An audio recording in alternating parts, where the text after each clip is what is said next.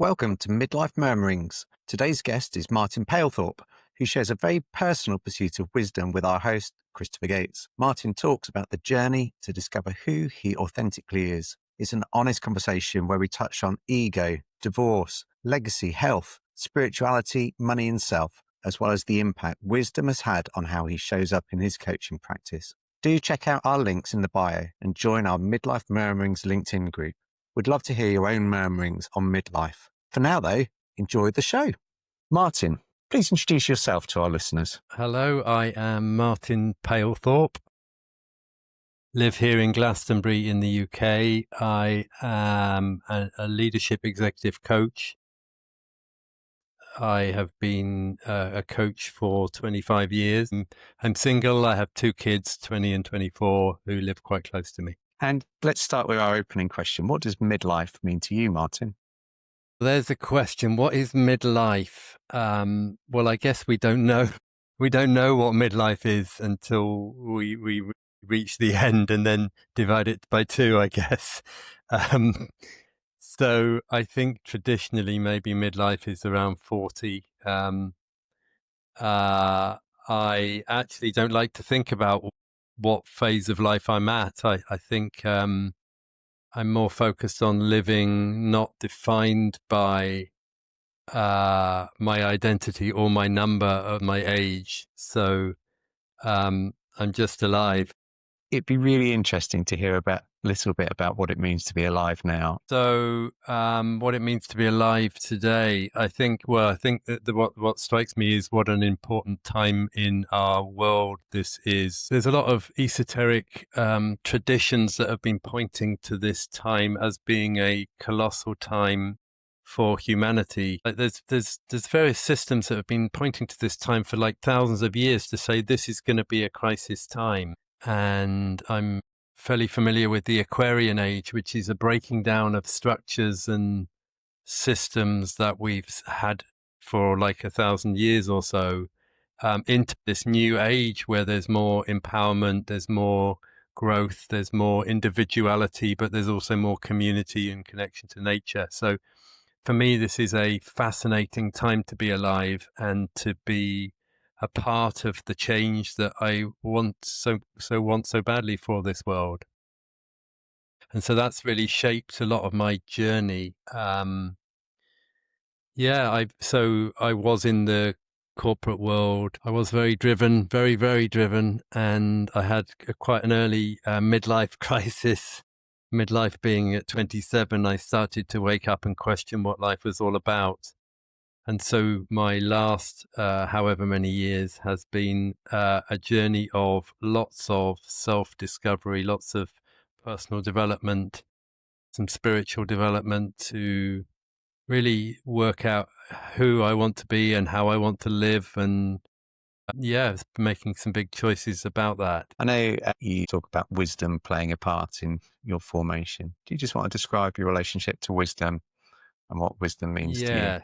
Yes. So it's in particular when we grow up and into our like early years as adults, we're kind of on a hamster wheel. We're on the hamster wheel of go through education, get this exam, and then this one, and then this one, and then go into the world and get a job and make some money and get a house and so on. And it's like a track. A lot of that is based upon our conditioning, how we've grown up, the decisions we've made subconsciously to say, right, I'm going to be a success in the world, or I'm going to be financially free, or I'm going to have this, I'm going to have that. And we get on this wheel of life. And actually, I think the midlife crisis is really a point in time where we tend to go, hang on a second, I'm not actually that happy.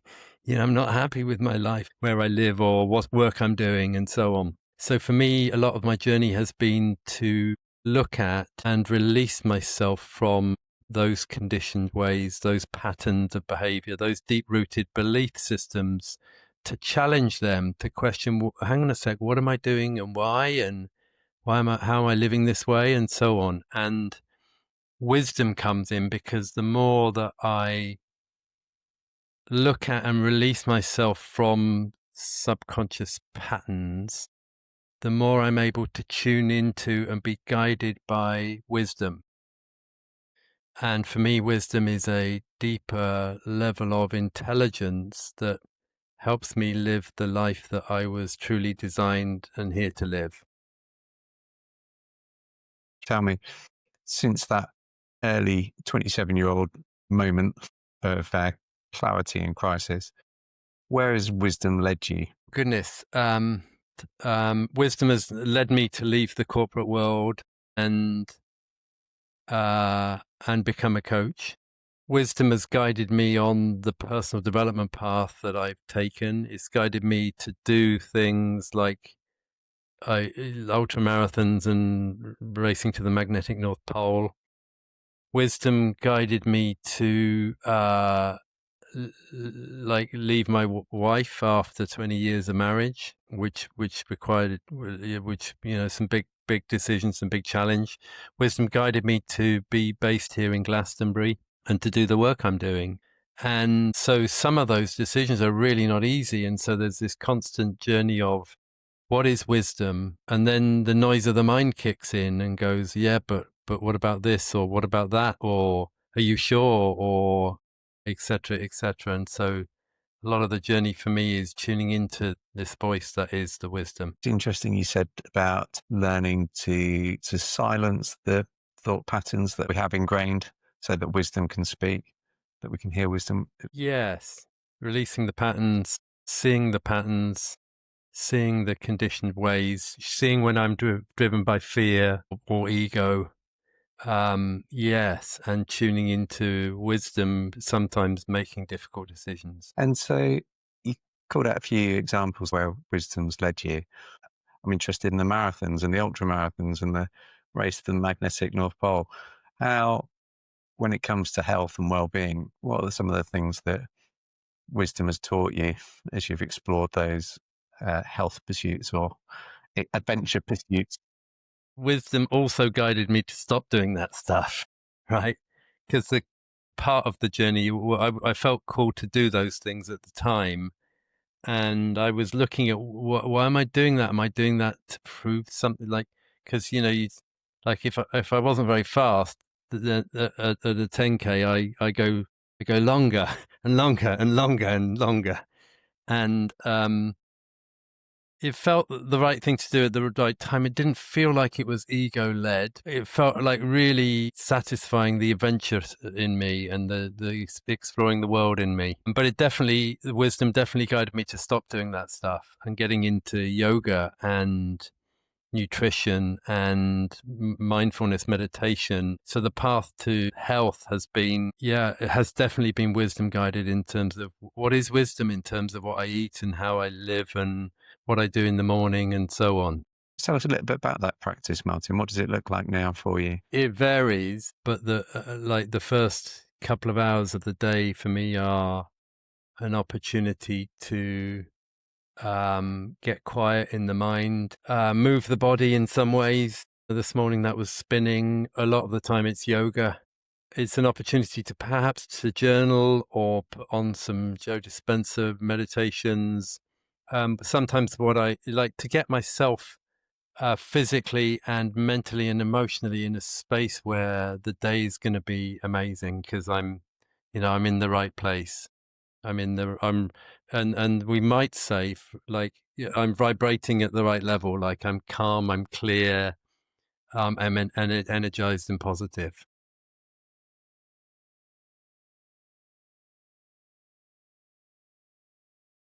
And you mentioned about your personal development as well and your career and as a coach. What are some of the things that wisdom have led you to or taught you along that journey? As a coach, so much. I think being a coach and being on this side of the fence to work with leaders, constantly asking leaders questions. I'm constantly looking at the way leaders are leading and the way organizations are working and the way teams are working. I'm constantly also then looking at the way society's working. I see so much dysfunction in all of that and a lack of consciousness, so much lack of consciousness really in what we're doing or how we're doing it. And so the journey of a coach has really had me look at myself and go, like, constantly asking myself questions of, why am I doing this again? You know, yeah, is it like, is it is it out of habit that I keep working like this? Is it because I need the money, or is it because I think I need the money, or is it just because I'm on this path, on this train track, on this hamster wheel? And so the journey of a coach has been instrumental to help me looking at and refining and looking at, and I was going to say improving, yeah, improving the quality of how I live and what I do, and also then to bring that to leaders as an opportunity to support them in questioning these deeper elements. And also then part of that is to play my role in society, which is, for me, my deepest passion is to play a role in shifting leadership consciousness. Does that mean for you now? Because I know I first came across you, 20 years ago or so, when you were doing some work with a previous employer's leadership team. Are you still doing mainly corporate work, or what does that work look like now in terms of playing your part? It looks like doing a lot of work in organizations, yeah, small, medium, and large. Um, It means running retreats. I run a lot of individual retreats. So I bring leaders here individually to look at and question all sorts of things so they can live and lead with more peace and more clarity and more authenticity. And I run group retreats as well. Naomi and I are actually booked in to come to your group retreat next month, which Yes. we're very much looking forward to. Yeah. What are some of the Excellent. things we might experience while we're spending 3 days with you and the rest of the team? What should we be Wow. looking forward to? What might you be looking forward to? An experience, a profound experience that feels good, that inspires you, has you release yourself from, have insights about certain things, so that you can live and lead with more calm and more clarity. So, number one is that you enjoy it, and that you get something significant out of it, probably on a practical mental level, but also something deeper as well, that something shifts inside you. Well, I think we're both very much looking forward to something shifting inside us. We've been running our hamster wheels for the last 50 odd years, and there's a lot of things that have just become muscle memory, which we need to shift. So Yeah. that sounds great. Um, and tell me, you also mentioned, it, wisdom led you to leaving your wife as well for 20 years. What, as you look back, what are the kind of reflections you have there that might be helpful for others who are also facing challenges in relationships, or a sense of something not being right? Yeah, I'm quite sensitive about how I talk about this, of course. And I might just, because of that sensitivity, I think it's like making a decision like that around marriage. It's also the same about leaving a job. It's a similar sort of thing. But it's like, how do I, it comes back to this tuning into wisdom. Um, have I have I given something a go enough? Have I really worked at it? Have I really worked at it? Have I worked on myself to look at who I'm being in the relationship, to because there's a feeling that something's not right, and then there's not jumping out immediately. There's going through a significant process of reflection and development. But for me, in that relationship, actually, this lady is a lovely human being, and I just got to this place where I realized that it wasn't right for me. It wasn't right for me. It wasn't giving me what I needed deeply. And also, what I also noticed is, because of that, I wasn't being the husband that I would love to have been, actually, and I'm going to be. So I realized that actually it wasn't good for either of us, really, and it was very, so really challenging. So it was toing and froing for many years of working at this, struggling, and then eventually getting to this place where, to make such a bold and important decision. And then the question is, how do I, and I think it's the same with leaving a workplace. It's like, there's a difficult situation in work. how do I leave something with consciousness, with kindness, with consideration? Yeah, that was a very important part of this. And tell me about Glastonbury, Martin. I know that's a very special place for you, and it plays a special part in your life and your work. How did you discover Glastonbury, and what is it that's drawn you to Well, it? I decided that after my youngest had gone to university, I decided I didn't need to be based in Portsmouth anymore. And I wanted to live somewhere where there were more, what I would call more conscious people, like a community of people that are on a journey to uh, question question their life and what they're doing in life. I guess especially at this time, there's so many crises going on in the world. It's very easy just to be on the train track, going, "Come on, let's go faster," consuming our holidays and watching the football, and having our friends round, and so on and so on, having a great time, but really being quite self-focused, really. And I wanted to, as part of my journey, to live somewhere where people were questioning life and society, like in a more significant way. And it feels like there's a number of those in the UK.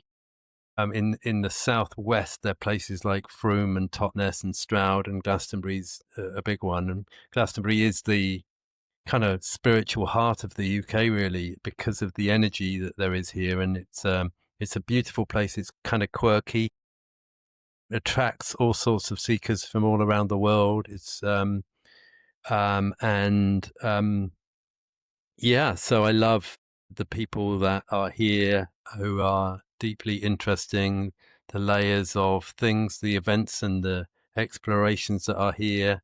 And I guess that just provides and then the land, the energy of the land. There's ley lines that cross through this town in multiple different ways that actually means it feels different to be here. It feels different, which provides a place for me to slow down a bit more and yeah, do the questioning of life and live in a more simple and enjoyable, enriching way. Slowness that you're able to experience there. What part does that play in your work and how you show up in that work? I think the slowness is is a life thing generally, really, which is, it seems to me, the faster I'm running, the less time I've got to be I'm not so present. So when I slow down, I can be more present, and when I'm more present, I tune into myself. I tune into what might be going on in my own mind or my own, feelings or body, my body.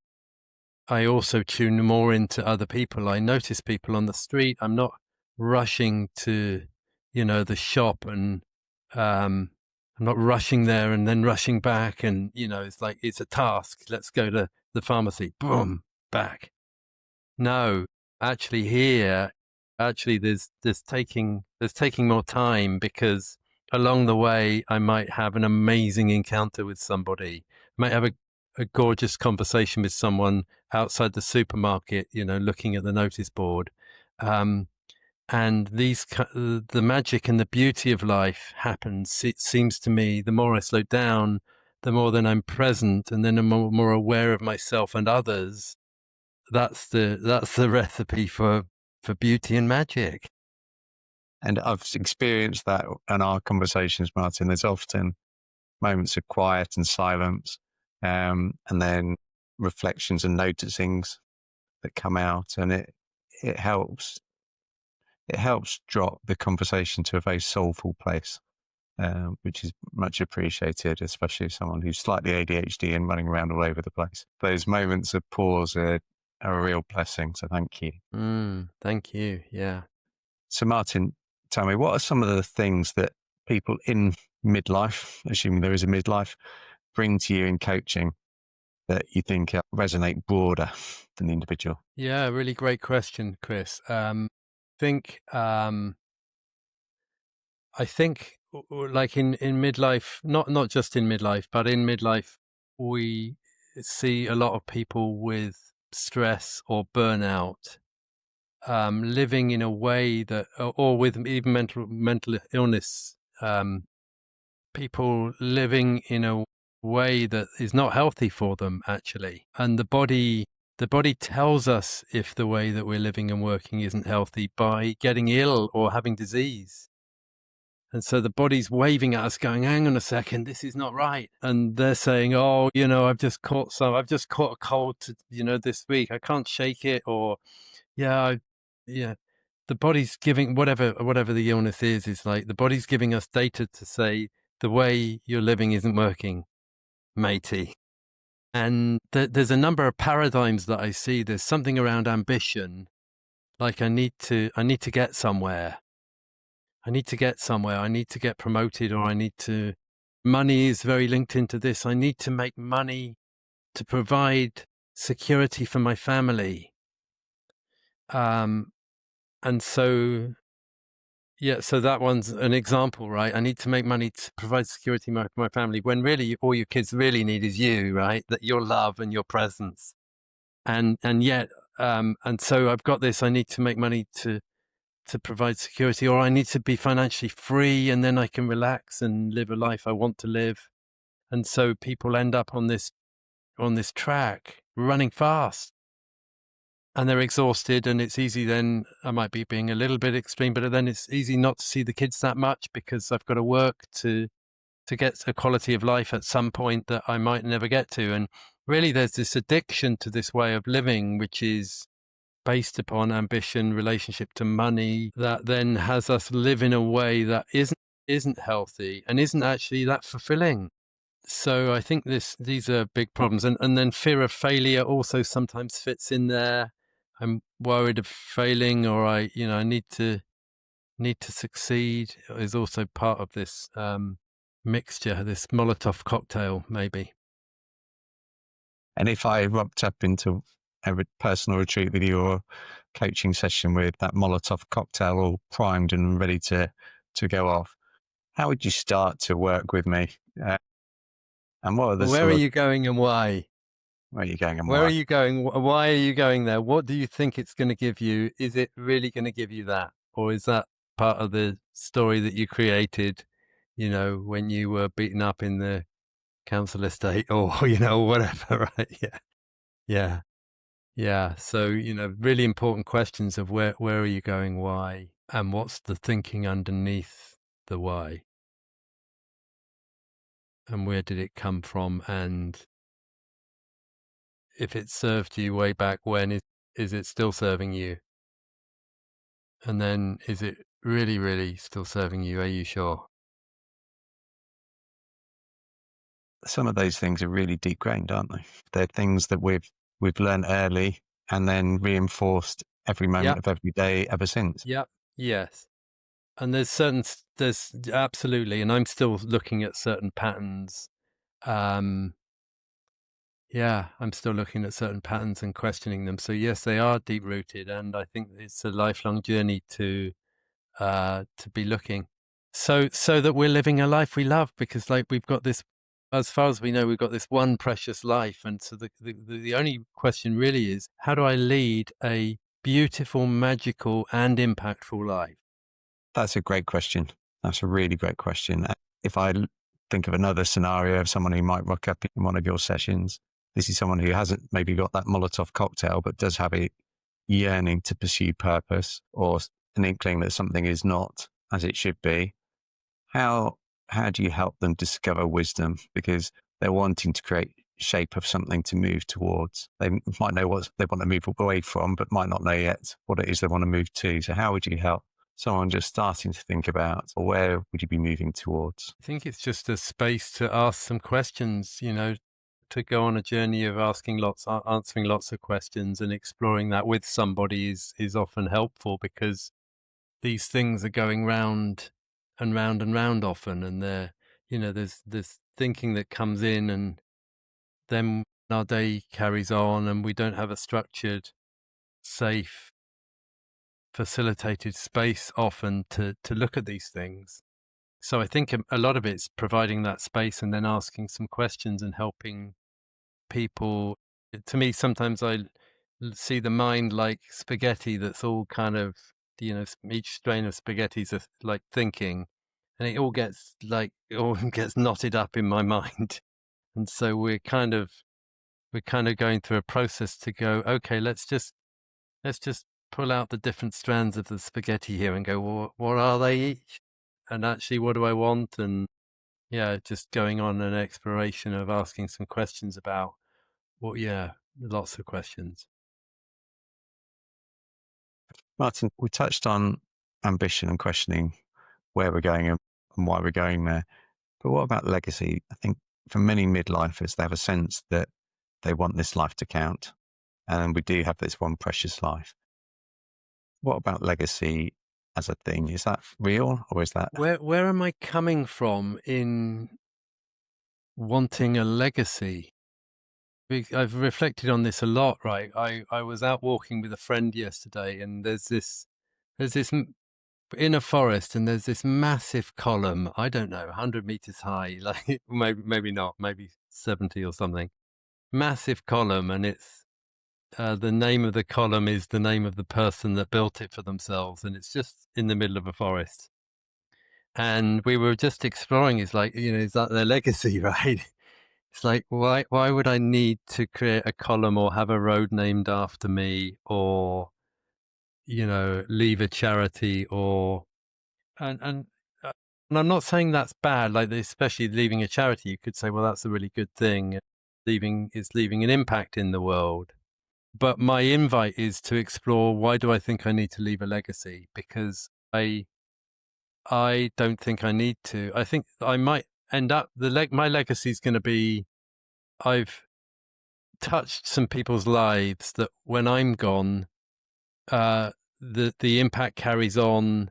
Let's say you come on this retreat, Chris, and it has a massive impact on you, and then the week after, I hopefully don't, but my life ends, or at some point my life ends, and in some ways I've touched and impacted you. That feels like a legacy. You and my kids and my friends and so on. But my focus is not how can I leave a legacy, because that feels quite ego-led, really. My focus is, how do I lead a beautiful, magical, meaningful, impactful life? And by the way, if I do that, it's going to be awesome, and it will leave a legacy in touching people's lives. And I wonder whether that desire to leave legacy is at some points people wanting to resist the temporal nature of our life, that we are here today and gone tomorrow. We are like grass in the field, they get blown, and people trying to kick back against that and go, no, I want something more. I want something that is solid and tangible and isn't just temporal, and trying to fight nature in Yeah. effect to say, I'm going to leave a column in the middle Yes. of the forest. I hope that person's ancestors aren't listening. Yeah. Richard Rudd of the Gene Keys, he talks about our greatest fear is of death. And once we can release ourselves from fearing it, we can, because what he says is, it's the fear of death that's driving everything, because I'm like, oh my God, I'm gonna die. And so I need to fit loads in. I've got to maximize this life. Let's get going. And so the more we can shift our relationship to that, then the less we have to run. I want to run less, Martin. And tell me, another topic that's interesting, and I know you've reflected on, is how's your view of community shifted as you've moved towards where you are today? It's shifted enormously, and I'm on a big exploration of what does community mean. Like there's so much living alone now. We might have lots of interaction. A lot of it's now virtually on, from our bedroom. It's like, how much human connection are we actually having, and what level of like what is community? And community's like, yeah, the old days of being in a village where you'd run round to the neighbor and they'd have you for tea, or the kids would be playing in the street, and then way back when, we lived in little tribes and like mud huts, I guess, and whatever else, and there was lots of shared living. And now we've all got our own individual house, and we might go out into the street and connect with people like on the way to the bakery or something. Well, there aren't even bakeries anymore in many places, right? But yeah, there's some connection, but it's kind of consumerist community. It's like I go out and I see you at the yoga studio, or I see you in the coffee shop, and we say hello and we have a little natter. But actually, the intertwining of our lives seems to be less and less. And if it is, it's in quite an orchestrated way, which is come round to dinner in 2 weeks' time. Come here, and you arrive at 7 and you leave at 9:30, or maybe we have a wild one and we're up till 11:30. But it's like, um, and so for me, I'm really looking at community in a more of an intertwined way of how do I contribute, share my life with others, and depending on how dark you feel about the future, but there's a lot of people that are moving to the countryside and living in community, like really living in community together, building like a self-sustaining existence because they fear what the world's going to be like in 10, 20, 30, 40 years time. And their view is we need to be supporting each other and really being um, a an effective community to live. So how do we individually need to change or adapt our own posture to welcome and foster that community as far as it depends on us? I think it's like a long personal journey of releasing from the grip of the ego, which is about me.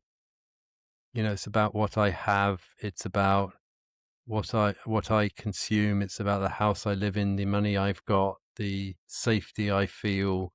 Um, might extend to my family as well, and go, this is my little unit. How can I look after it and take care of it? And and I think that this is a broadening personal journey of actually, hang on a second, how do I broaden that from my own needs to have less of my own needs and more of my head up, really, my head out of the sand. Like, for many years I've had my head in the sand, focused on me. And I think as we take our head out of the sand, we start to look around and go, hang on a second, how do I make more contribution here? How do I get more involved? And then we experience the nourishment that is available, the enriching life that's available with more connection and being able to support and be supported and by others. It's a really attractive vision. And I know we see glimpses of it where we live now. We have a community WhatsApp, which has got about 50 houses on it. It sort of was born out of COVID. And even simple things like, I need to borrow X for the garden, rather than me going and buying another one. Has anyone got one I can borrow? Throws up the opportunity to go and meet and have a conversation. And then somebody else posts about, oh, I've got some spare water filters. Does anybody want those? And I walked down to pick up the spare Awesome. water filters. And as part of it, found a conversation where they're needing a lift to the hospital. And then the lift to the hospital can take place. And then somebody else posts, oh, I've got my tree is laden with plums and I can't get through them all. Please come and help me lift the plums. And so all the neighbours be underneath the plum tree, picking the plums together and picking up the windfalls. And then jars of jam come back the other way following. And it's all those little layers which start with, I have something extra, or I have a need, and I'm willing to share what I have to help other people do it. And it feels anti-consumerist in a big way to say we don't need to buy our own of everything.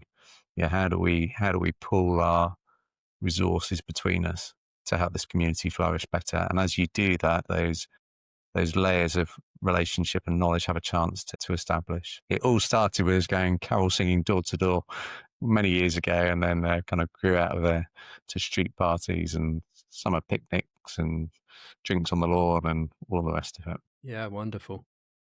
Mm. And given all of this personal journeying and discovering, what does it mean to be truly authentic? Yeah, I think that's a really great question. My own experience of growing up through childhood into adult life is that the ego plays a role of, I want to be seen a certain way. I want to be loved. I want to be respected. I want to be admired. I want to be by others something. And what that means is that I put on a kind of mask. I'm kind of wearing a mask, and you ask me how I am, and I go, "Oh yeah, I'm really, really great, thank you. Yeah, everything's going really well."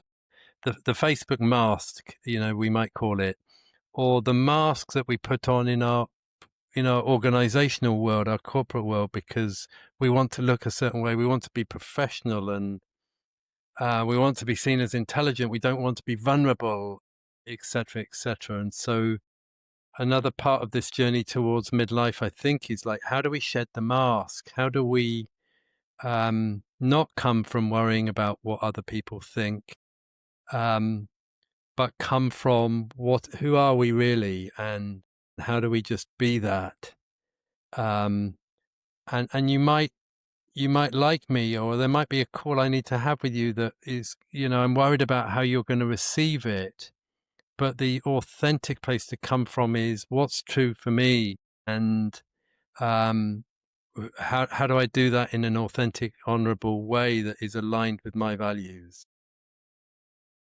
Yeah, and with that, the other word that comes up for me, Chris, is vulnerability. Is like sometimes sharing all of myself, not just the beautiful, shiny parts. And that often brings us back to that, both the conditioned responses and also that fear that we touched on earlier. I've recently come across the attachment styles theory and discovered that I predominantly adopt a avoidant attachment style, which means that I pull away from always being vulnerable and showing up fully as myself. And I know that's a work I definitely have to do in this midlife chapter, is to work out how do I attach in a more healthy way that does enable depth as well as breadth of relationship. And one of the things I've heard that resonated is that transparency is not the same as vulnerability. You might think you're a very transparent person, but vulnerability is actually giving the other person the opportunity to meet you in the bits that are not Facebook ready yet. Yeah, yeah. Part of the work of this chapter of life for me. Yes, agree. Yeah. And the funny thing is that vulnerability, like when someone is vulnerable, the connection and the love that people feel for them is amazing. So kind of we don't show vulnerability because we want to look a certain way so that we're liked. And yet the more vulnerable we are, often the more liked we are, because people can connect with us at a basic human level. And that's a challenge that I know some leaders struggle with as well, is feeling that they had to have their game face on when they're in the workplace. And I know Yeah. when I was in a senior role within IBM, we suffered a couple of bereavements within 6 months, including, well, it was Naomi's father and my father. And physically, my body packed up soon after my dad had died on Christmas Day. And I was able to be vulnerable with my team. And I think you're right, the love that I received from them, but also the doorway that opened for them to be vulnerable back with me at a different level. And I took seriously that part of my role as a leader was to model the behaviors which I wanted to see within the team and the culture that I wanted to see in the team. And we did find a new level of relationship through that difficult time because of that vulnerability, I believe. So I think it's an invitation as well to others, as Yeah. well as their opportunity to receive their love in a meaningful way. Right, Martin. So tell me one thing before I let you go. What wisdom would you have liked to have received 10 years ago to help you navigate differently through this last decade? I have no idea. Like, I don't have an answer for that. And the other question I've got that, I sort of go, well, okay, well, what wisdom would I have liked 30 years ago? You know, but even that question, I'm not sure I've got an answer for, Chris, because my answer is that the wisdom comes from living life and learning lessons. Each part of the lesson, each year is part of the learning journey to develop wisdom. And so I don't have wisdom that I wanted 10 years ago, because I needed to live the 10 years to get to be who I am today. So I don't want to jump back and go, well, if I had the wisdom of an 80-year-old at the age of 4, it's like, no, that's not how life works. So let's live it. But the only thing for me is live each year and learn and grow from each year. Don't keep stuck the same way. Don't be in the category of, well, I'm just the way I am. I'm always like this. This is how I've always been. Don't do that. Keep learning and growing. Very good. Well, I'm going to ask you now how people can find out a bit more about you and a bit more about the retreats you offer. Where can people connect with you? My company's called Unbounded. My website is b-unbounded.com. All sorts there. I run retreats. I, at the moment, run these retreats called Good Retreats for groups of leaders who are looking to have impact in the world. And they can find out about that on my website and all the other things like the coaching and the individual retreats. Super. Thank you so much, Martin. That's been a real joy. And thank you for sharing your wisdom and the wisdom that you've followed with us. Hopefully it's powerful for others as well as they seek to become authentic, true versions of themselves. Thank you. Thank you.